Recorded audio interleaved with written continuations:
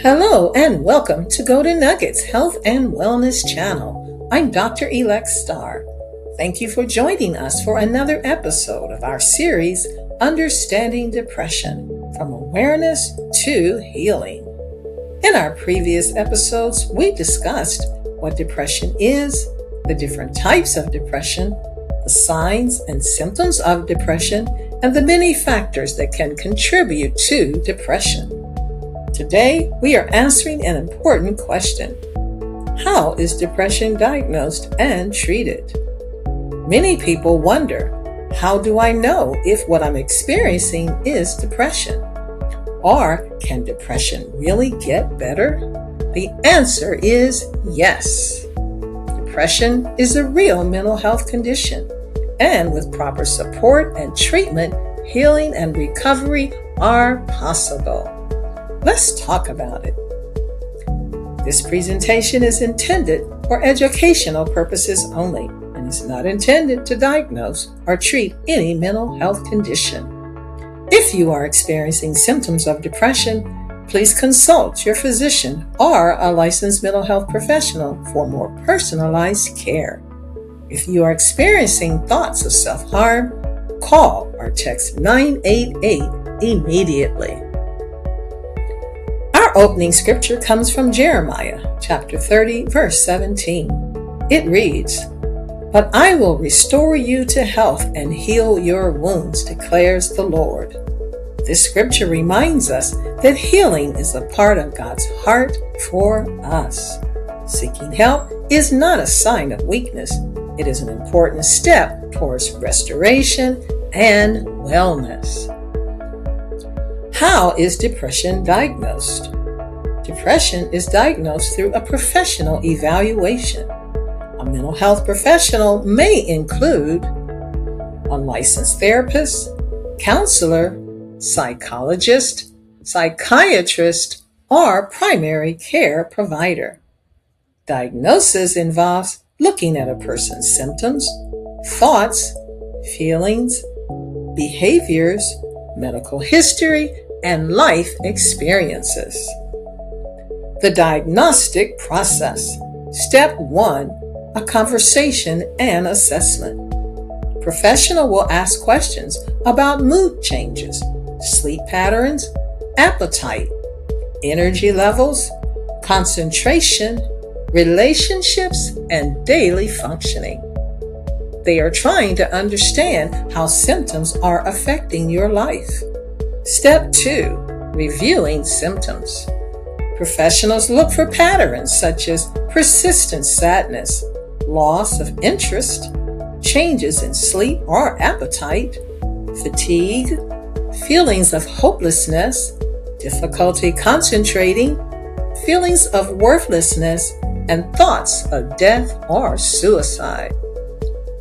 Symptoms are considered along with how long they have been present and how much they interfere with daily functioning. Step 3, screening tools. Mental health professionals may use questionnaires or screening tools to better understand symptoms. Examples include depression questionnaires, mood assessments, and anxiety screenings. These tools help guide conversations but do not replace a complete evaluation. Depression treatment. There is hope. The good news is depression is treatable. Treatment often includes a combination of approaches depending on the individual's needs. Let's look at some common treatments. Treatment option number 1, counseling or therapy. Therapy provides a safe space to explore emotions, thoughts, and experiences.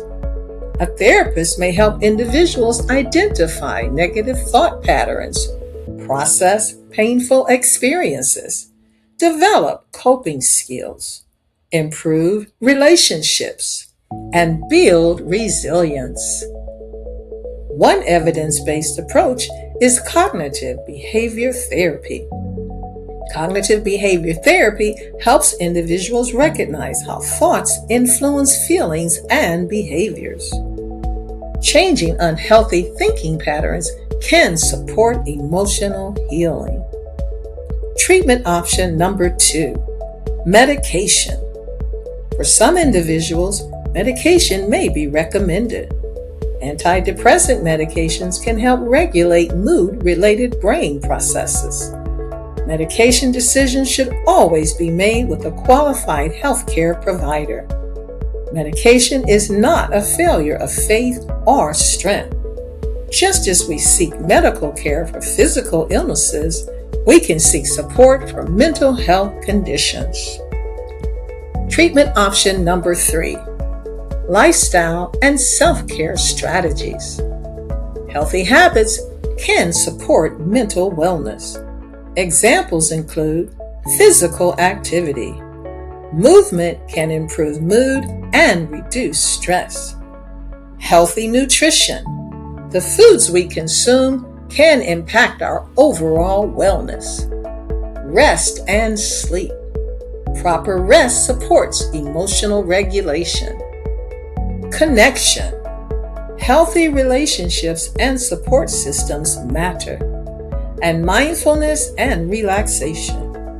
Breathing exercises, meditation, and calming practices can help manage stress.